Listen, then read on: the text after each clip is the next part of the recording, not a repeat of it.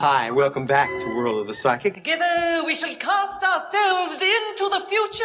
Seen any aliens lately? This is a part of America we never get to see. Are you by chance referring to the legend of the Loch Ness Monster? A ball of twine that weighs 19,000 pounds. What is this, nerd porn? It is about the Templar treasure, but it's also about other things, conspiracy theories, urban legends, and other myths that are true. You are about to experience the awe and mystery which reaches from the inner mind to the Travel Oddities Podcast.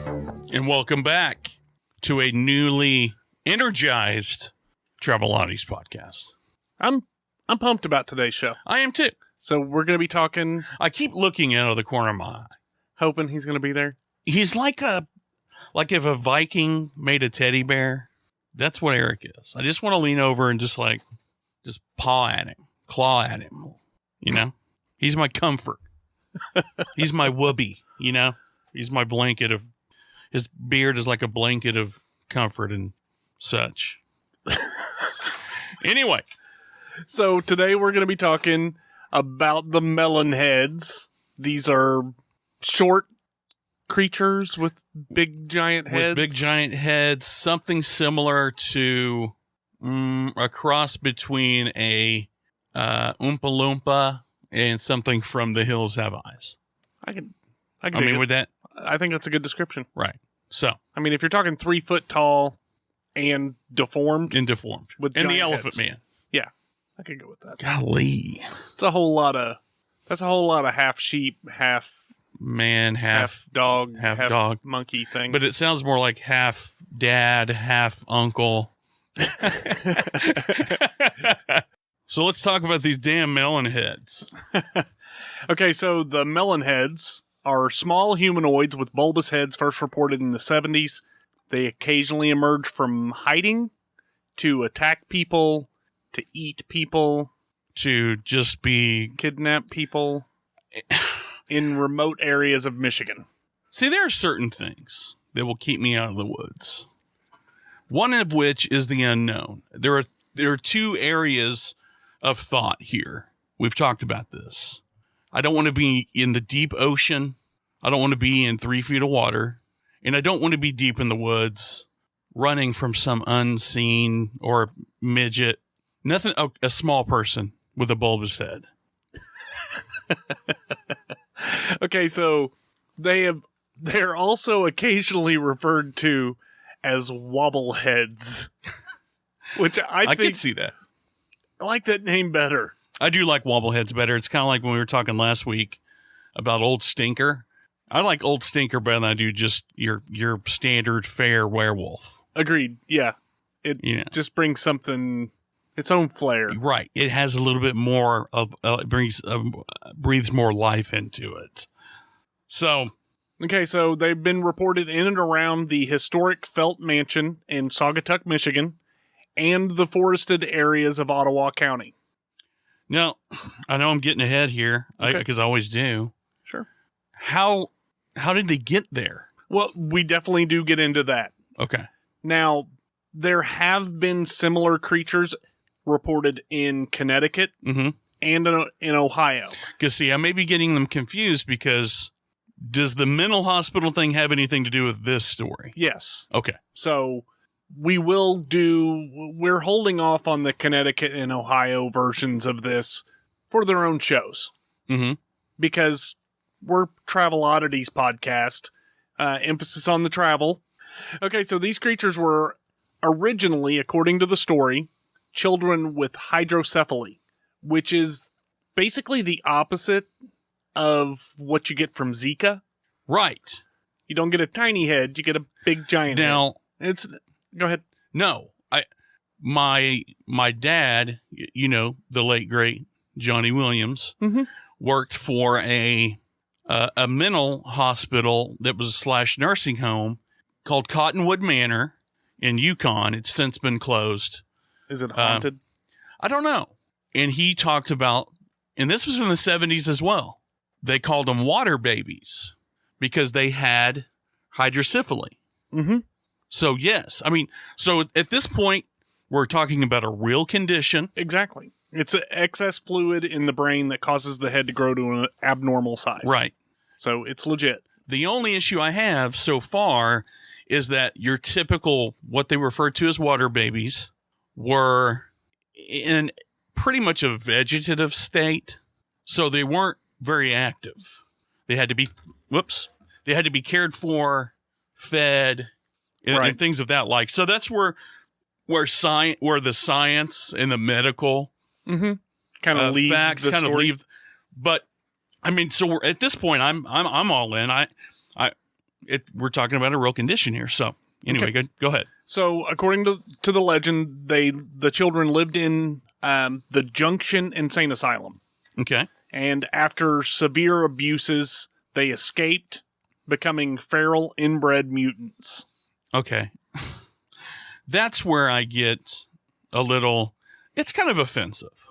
Now, when you think of, and you've seen them, the stock footage of mental hospitals that were taken in the 1960s, 1970s, deplorable conditions, frontal, they were shock therapy, lobotomies, not pretty pictures. Absolutely not. So, but it's also, it's an era in a decade where it would be something like that would be fodder for that type of a story. Right. But that, in my mind, actually lends credence to the, the escape from the severe abuse. Right. It makes sense. Yeah, from that standpoint. If your mortality rate in an insane asylum, when they called them insane asylums back then, wasn't very long. I mean, you died in there. People, family took you there so they didn't have to deal with you. You died, and they buried you in some potter's field somewhere. Right. So, escape is your alternative. So, according to the legend, before they left, they killed the doctor, which is referred to as Dr. Crow. Okay. And either buried or ate his body. That's one branch of this story.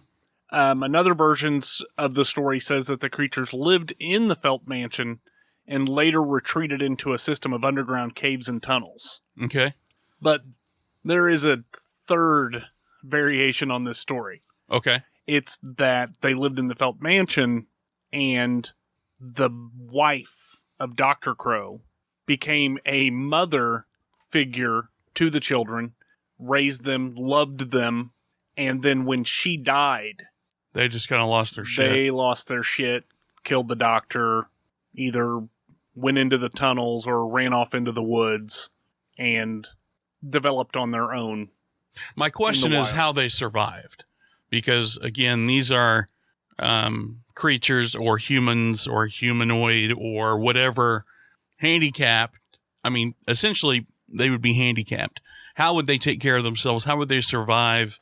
What's the longevity of something like this in this type of a condition? I would say it would probably be shorter than normal. Because if they're related, and I don't know if this is the same story or the difference, the Connecticut story or the Ohio story, it wasn't like there were one or two of these. It was like a pack of feral wobbleheads. Wobbleheads. So, inbreeding, obviously. Yes. And we all know what happens when you inbreed. Hydrocephaly? I guess. I don't know. I mean, I had dogs. When I grew up, I had a small brush with incest growing up. My dogs. Like, it was just like a puppy. They had their own little puppy mill going. When the male dog was old enough to get on mom, he would get on mom. And then sister would get on brother. And it was like, dude, what was that movie? Taboo. Wasn't there a movie called Taboo in the 70s, 80s about, and it was a film, an adult film, but it was sister and dad. And okay, I had a very taboo backyard.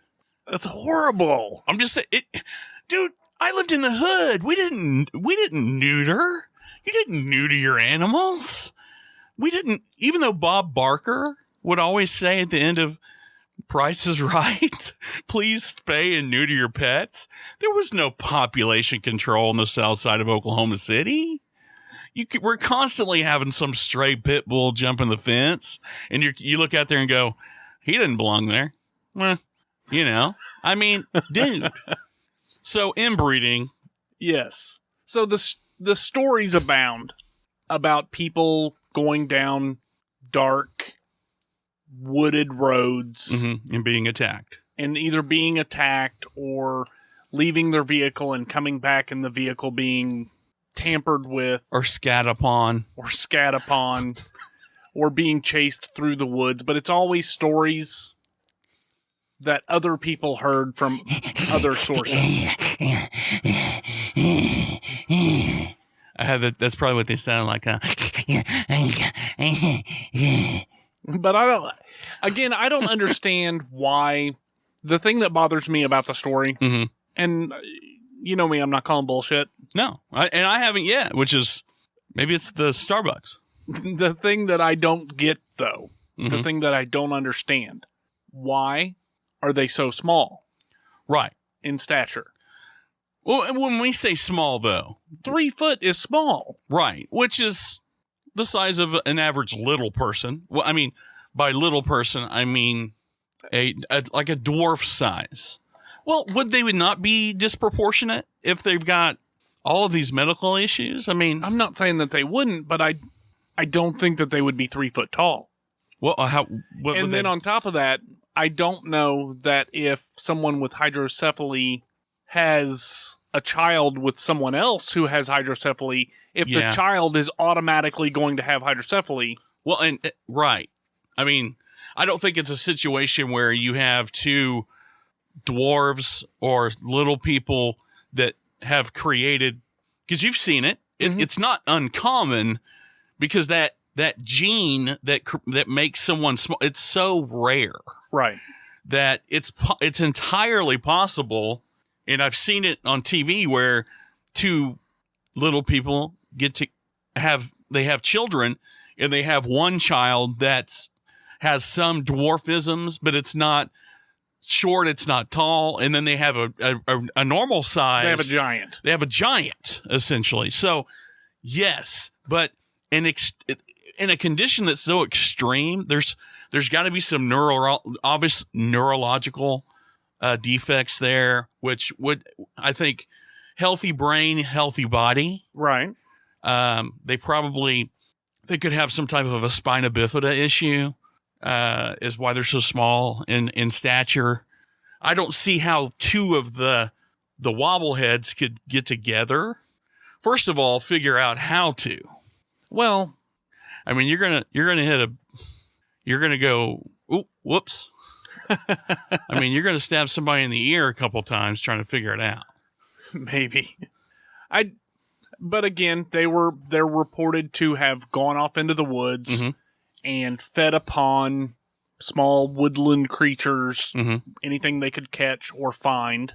But that in the colder winter time is when they were more apt to venture into populated areas, steal a dog, eat the dog, or attack people.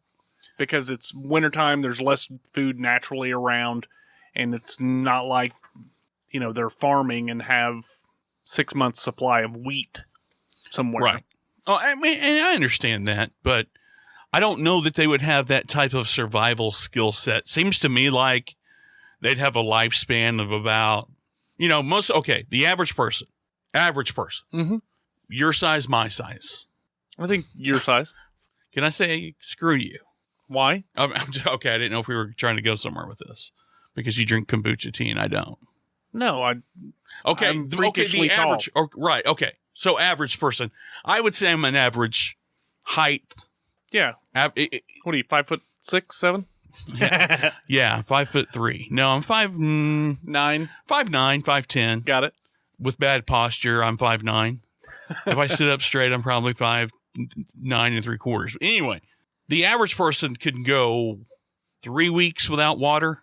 Is it 3 weeks? That sounds about right. 3 weeks without water and... No, maybe it's 3 days. 3 days without water and what, 5... How many days without food? Quite a long time. Yeah, don't ask somebody that fasts. Hang on. There it goes. Why does a sneeze take my voice away? I don't understand it. That must be the cancer. So I'm thinking something that doesn't have a once they're immediately in, they go into the wild immediately. They seek refuge in the woods. I don't think they think like you or I. Immediately go, okay, shelter. Right. Okay, fire. Mm-hmm. Okay, squirrels. They're probably going to live off twigs and berries for a few days until they figure out that's not good for the second half of that meal. A normal person thinks hunt. You know what I mean? Hunter, right. Gatherer. It's in the reptilian portion of our brain that survival thing kicks in at some point. Sure. That's why I wonder what their sustainability. At what point do they decide that dingleberries are not dingleberries? I'm trying to think of a berry. I don't know. Berries? A mayberry. Wait, okay. No, that's a place in North Carolina, right? And that's where Barney Fife and Andy Griffith live. Anyway, right. It's at what point do they? I don't see how they have that survival instinct.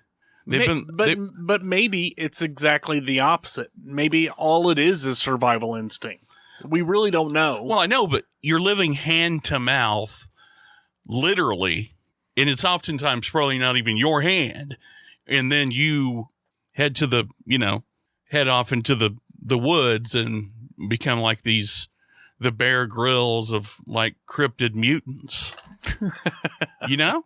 Yeah, but I how many times have you seen, and not to offend anybody right. at all, but how many times have you seen a dog that was raised in a house and then for whatever reason is let go and becomes feral very quickly? Who are we trying not to offend? I was trying not to offend anybody who might have a child with hydrocephaly. I was going to say, because I'm pretty sure my dog might have fought with coyotes over the last 10 days. I'm just not, I'm not trying to make a comparison between a child and a dog, but how many times it happens all the time. You let an animal loose and it becomes feral and it doesn't starve to death. It goes and finds food and eats it. Right. So we can't say what the mental state of this supposed group of creatures is. And I understand that. It's like, and another layer to that dog in the wild scenario is eventually, I don't think a dog that's used to eating is going to just give up. You know, they're going to go, okay, I'll do this grass and, I don't know, eat my own dog shit thing for a couple days. And then I start seeing squirrels. I'm like, I can do that. Yeah.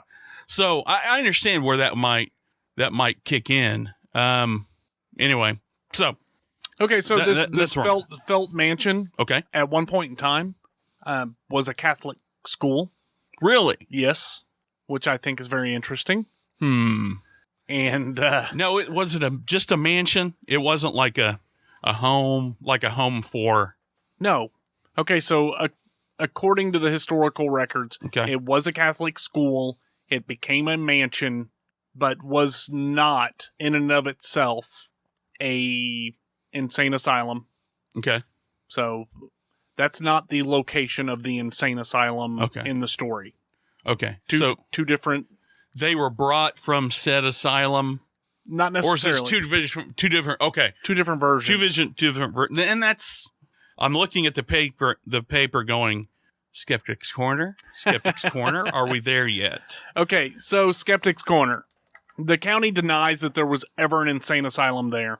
They said, but there was a prison in the area.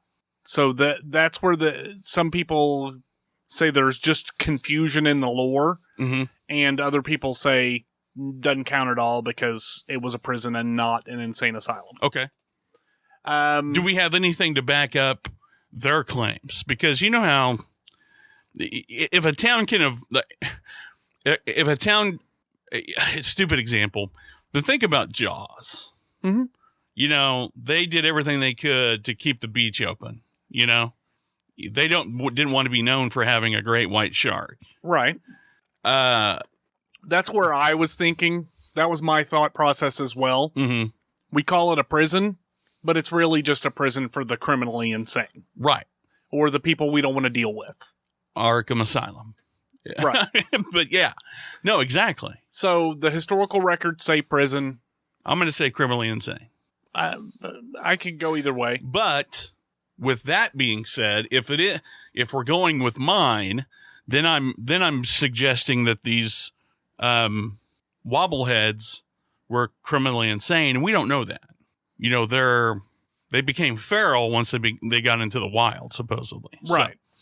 Okay. So according to Scott Kirkendale of Allegan County Historical Society, mm-hmm. he said, and I quote, "I can see if you're there by yourself or with one other person and you hear something you're not used to hearing, your imagination will start to run away with you." So he's basically saying if you're out there in these secluded areas and you hear something, you basically make up a story about a 3-foot tall melon-headed creature running you down and trying to eat you. But why so specific? Why so specific? Right. Why not blame it on, why not go to the werewolves, the Bigfoots, Bat Squatch, the Sasquunk, the Saugatuck devil, that one, the skunk wolf.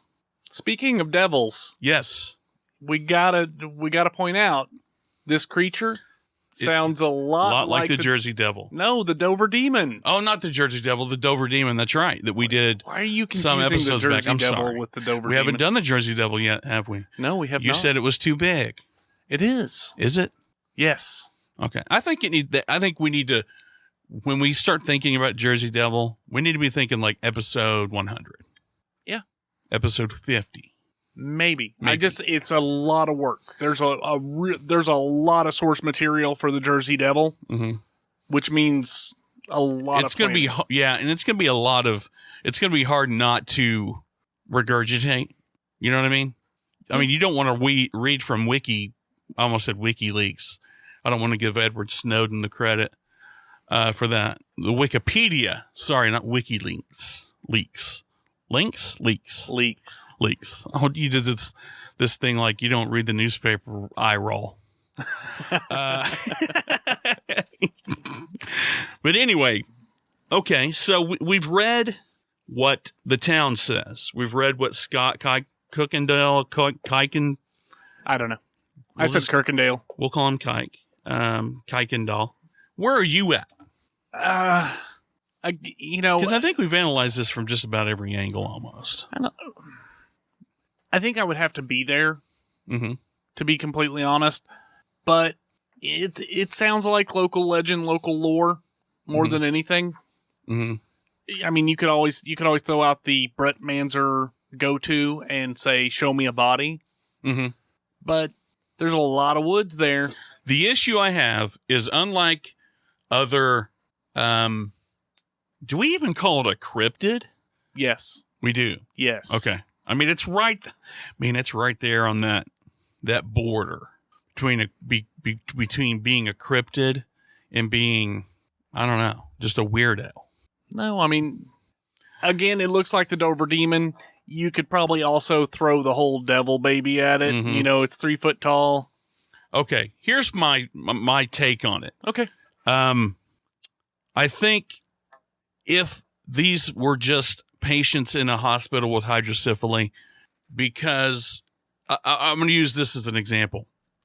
In the 1960s, 70s, mm-hmm. 1960s, if you had dyslexia, which isn't uncommon now, right? That was considered a level of retardation. Like, teachers would shun you. You were beyond help you. There was no outreach for people with dyslexia. Mm-hmm. So imagine what they would think about someone that had hydrocephaly. Yeah, but again, they think of them as being a scourge because of the primitive thought. They think of them as being a scourge or some type of a curse or a gift from the devil. Yeah, not in the 60s though, man. You don't think so? No, weird abominations of science. Look yes. how they treated the Elephant Man. They came up with the term Elephant Man based on a condition that's very rare. Yeah, but I don't think people resort to in the modern era. I don't think the automatic is it's the devil. The devil's in that child. Now, don't get me wrong, it's possible, but I think more times than not, people are just going to, But how many people watched The Exorcist and left the theater or threw up or would never watch that again? It was the scariest movie they'd ever seen. And this is the 1970s. It goes back to, and again, I'm going to use an example that's not on this subject, but a subject of another show that we did. We talked about Aurora, Texas. Okay. Primitive minds, imaginations, storytelling, without the age of the internet and ways to debunk this. There was no really any political correctness. I can show you a poster right now of a Bob Hope golf tournament that benefited retards. It says the Retard Association. I mean, it was like Retard Association or something. So words like that, negative connotations, negative association to those conditions. Yeah, but I take offense to that. I think that's more of the political correctness BS that we deal with. Retarded. Well, I know had a legitimate origin. Right, it was and we a deficit. Twisted it. Right, retarded means something stopped. You retard the development. No, I understand. Of something. You and I have talked about why people get a little bit. They cringe when you say stuff like that's retarded because it lacks. No, because people have attached a connotation I understand. to it. I know, but that doesn't belong. What I'm saying is you take the wobbleheads and let's just say they are people that have hydrocephaly. They're not a freak of nature. They're not a mutant. No. Now I could see, but they attached this negative. But yes, but if you take the original origin of the story that there were jackasses experimenting on them.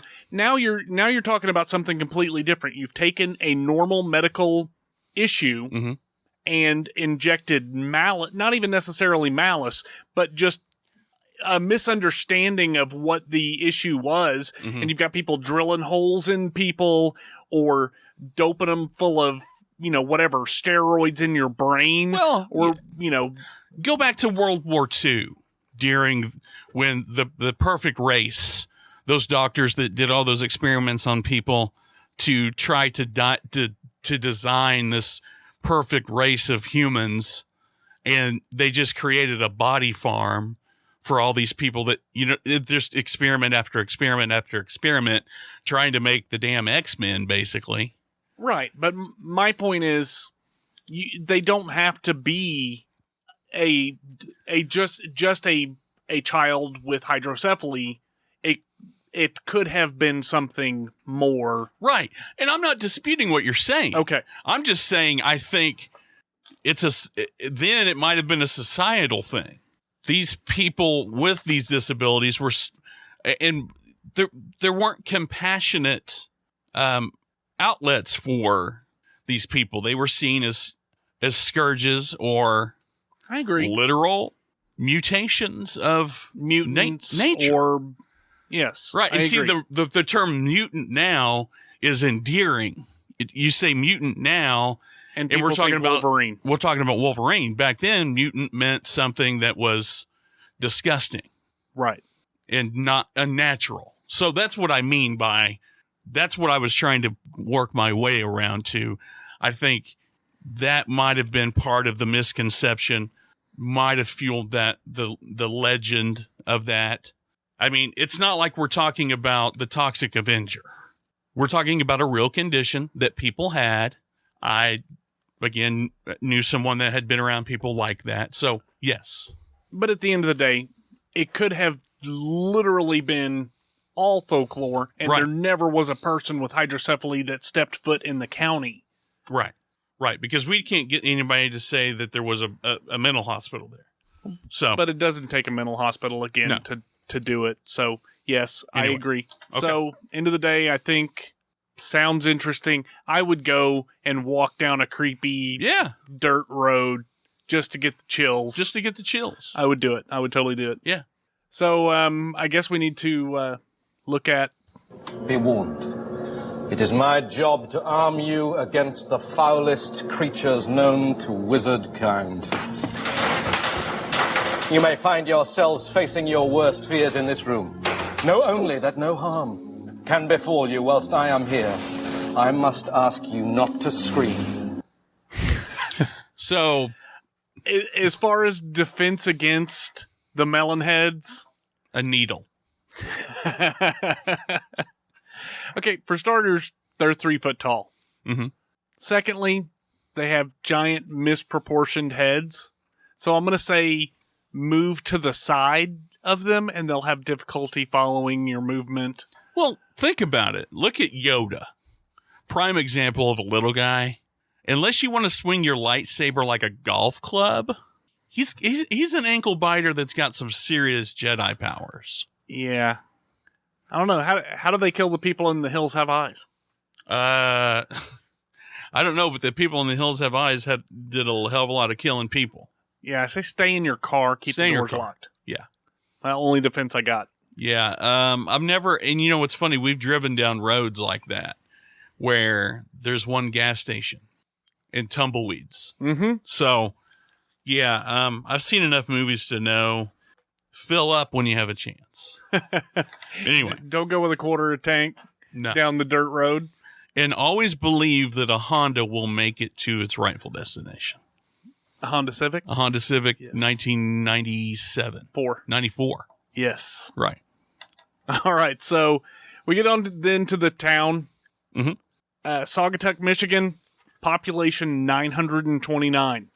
Not very many people there, but there's a shitload of stuff to do. There is, and it's kind of close to another town, so there's a little crossover. Mhm. But you had actually gone out and found the Copper Craft Distillery tour. Right. Because I like beer. Beer is yummy in my belly.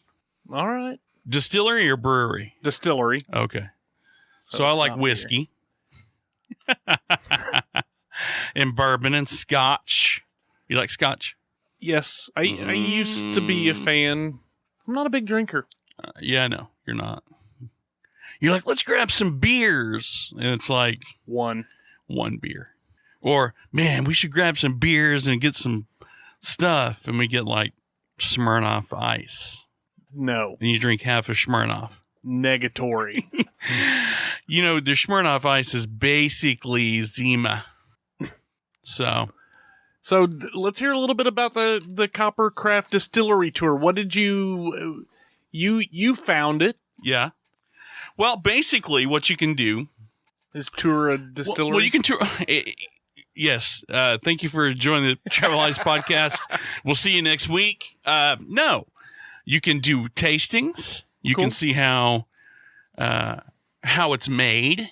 Am I allowed to say that? That's taken. Yeah, that's copywritten or how. I don't give a shit. You can see how it's made. Like I said, do tastings. As a matter of fact, they just did one. I want to say yesterday. Yes, it's Sundays. Yes, it's on Sundays from like 1 to 3. Did I have it written down? It's in the show notes. It is. So if you're in the area and you want to go to the Coppercraft Distillery tour, The link is in the show notes, coppercraft.com. The show what? Show notes? You said show nuts. Show nuts. Those are like donuts. Yes, except they're made out of travel oddities. Yeah, they're travel oddity bodies. Okay, so one of the things that I didn't expect when doing a show that... You didn't expect show nuts? No, one of the things I didn't expect is with a show based in Michigan, that one of the big draws would be beaches. Exactly. And they've got all kinds of beaches, man. So Oval Beach is apparently rated one of the top 10 beaches in the world. Really? In Michigan? What the deuce? What the deuce? They've got how many beaches? There are at least 10. They've got a ton of them.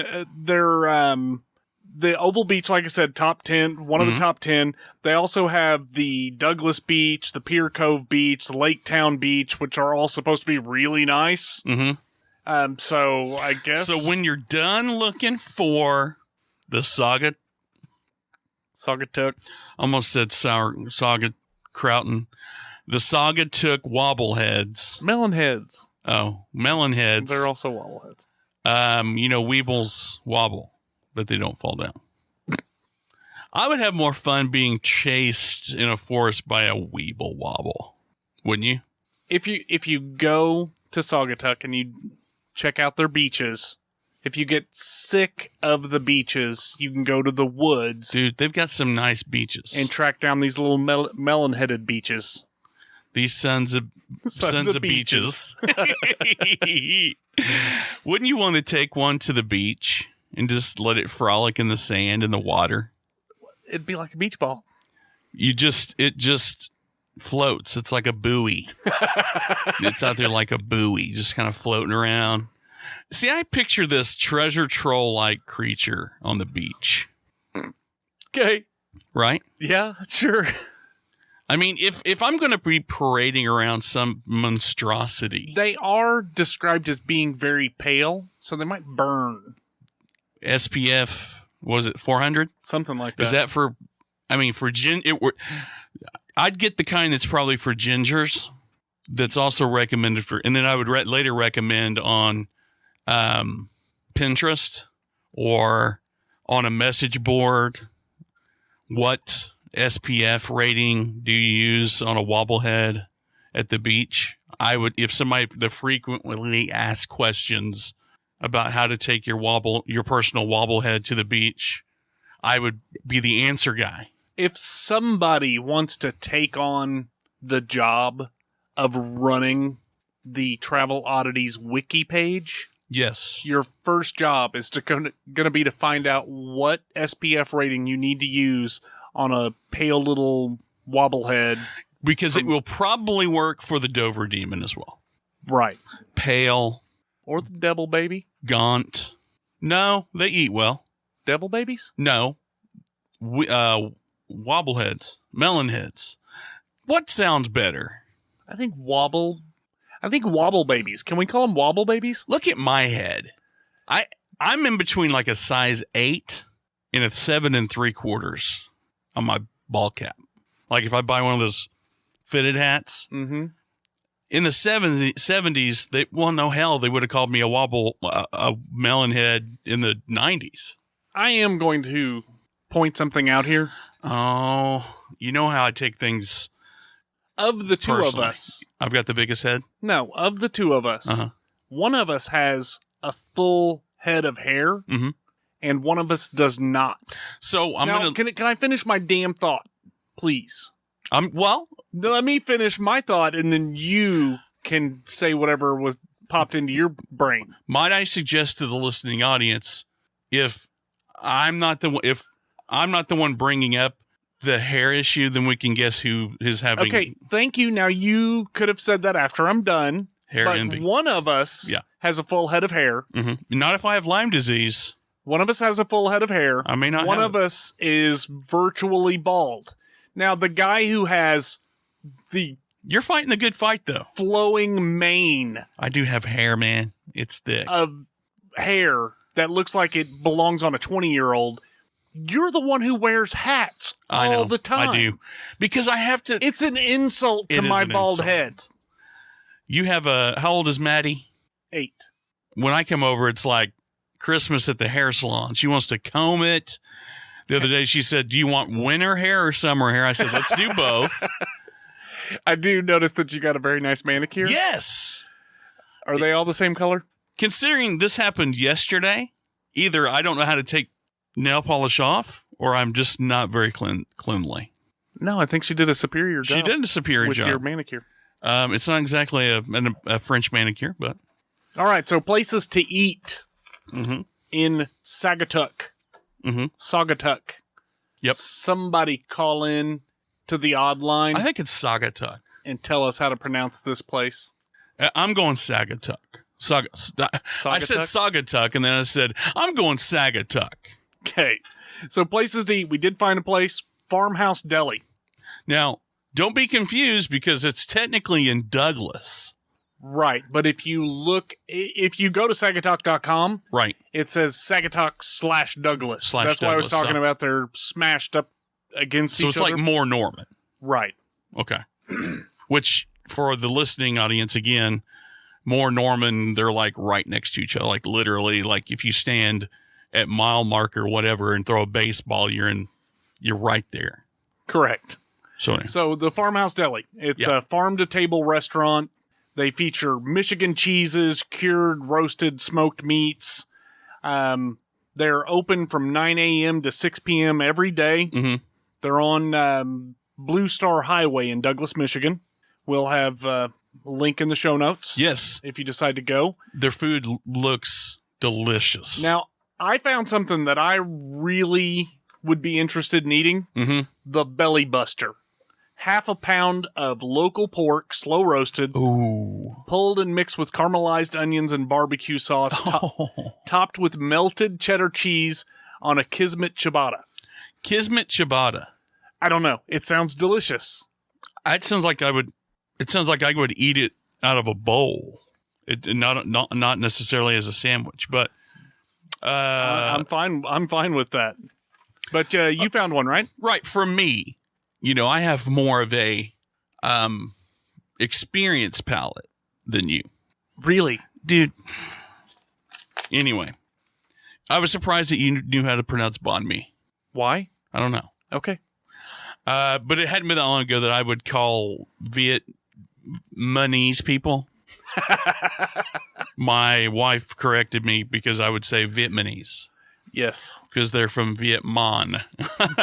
Anyway, so they have the pork banh mi, which it has shredded pork, pickled carrot, daikon, cucumber, jalapeno, cilantro, sriracha, mayonnaise. Have you ever had sriracha mayonnaise? On French bread. I'm all in. I love a banh mi sandwich. There's a really good place here in town called Whiskey Cakes. Mm-hmm. You want to take your significant other to a place that's got really good food. Okay. You can get a banh mi sandwich. Also get their whiskey cake. Go to Whiskey Cake. All right. But anyway, give it a whirl. Banh mi. I'm all over it. The Belly Buster. Hell, I'll tell you what. You buy the Belly Buster. I'll buy the banh mi, and we'll split it. Dude, people already have to wonder about our relationship. We quit going to Walmart together. But you know what? It's okay now to go to Walmart together. It's legal. Yeah, dude. A true story, real quick story. So I'm at the station last night. You've met Rick Ayers before. Yes. Longtime veteran jock. Saw my fingernails were painted. He said, nice manicure. And I said, I'm transgender. And he believed me. The saddest part is that this is all I have to do. Well, look at me. First of all, I'm lucky to have a female companion. But yeah, he bit it hook, line, and sinker. So hold on. People give Caitlyn Jenner so much shit. Right. Because she Mrs. Doubtfire still uses her man voice. Right. And hasn't done anything to alter that in any way, form, or fashion. Yeah. But you just paint your fingernails and you're transgender. Now look at, folks, go to the website. Look at me. A bear, I may be confused as a bear, maybe. Now, for those that don't know, a bear is a masculine homosexual. Sorry, it's just funny the way you said that. Now, I have been hit on by other men. Not by me. I feel like that, but you know what? I feel like that's kind of a point of, that's like a small victory. You've made it. You know what I mean? No. Being attractive to other women, take it or leave it. But if guys are guys picky? I don't know. Well, I had one tell me one time that I was adorable. All right. Anyway, I'm not transgender. I don't have a problem with transgender. Eat the banh mi sandwich when you go to the farmers. What is it? Farmers. I don't know. I'm off that page already. Anyway, so the go Farmhouse eat the banh mi. Deli. Go to the Farmhouse Deli. Get the house salad, tossed greens. Okay, so Brett gets some feedback from various individuals in the community of various sexualities, and that's okay. Right. But you know what else is okay? What? Listener feedback. Listener feedback. Bring it on. Okay, so we do have a couple of audio clips from the odd line. But I did want to point out a few things before we get to that. So we were discussing earlier, one of our listeners immediately, as soon as we said it, said, hey, I'll help with the art. Danny Kish. He's the man. Thank you, Danny. If we don't decide to have him help with the art, it's still super awesome. That somebody reached out to us and offered to do that. Exactly. In reference to episode 28, Lobo said, love the show, got in trouble for laughing at a less than appropriate time. There were a lot, if I'm thinking back. Now, admittedly, I've listened to it a couple times to see where those moments might have been.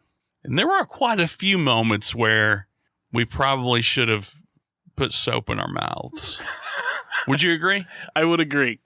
Now, I did also want to give a shout out to someone who has been very active on our page, but hasn't commented.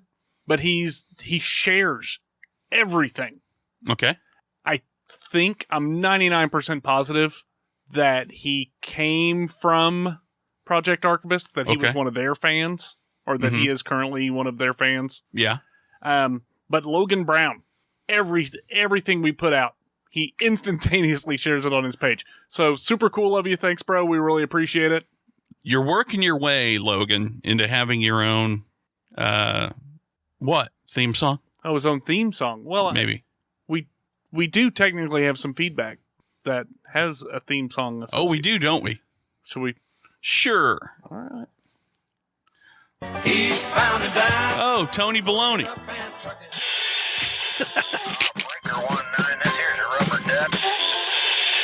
Like I told my last wife, I says, honey, I never drive faster than I can see, but... Well, I'm a trucker, baby. So has he given me a reason to drop his newest moniker? So Tony Baloney's, his feedback did come in audio form this week. So I was loaded for bear this week. You were going to unload on him? Because I was going to say, I'm not going to say it now. Well, no, I will. I was going to say my baloney has a first name. It's Anthony or Ony. My baloney has a last name. It's Shear. That's EER, I believe. EER? Yes. I thought it was sheer. It is Is sheer? EER. Heer. Anthony, I'm sorry, man. I'm all sorts of messing up. Okay, you can call me Brett the fart face. Or something. Brett the Brat. He's not 8.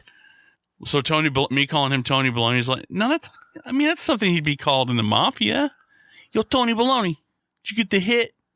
Did you make the hit, Tony Baloney? Dude, again, seen pictures of the guy. If he's in the mafia, he's Tony No Neck. He's Tony No Neck, Tony Muscle Boy.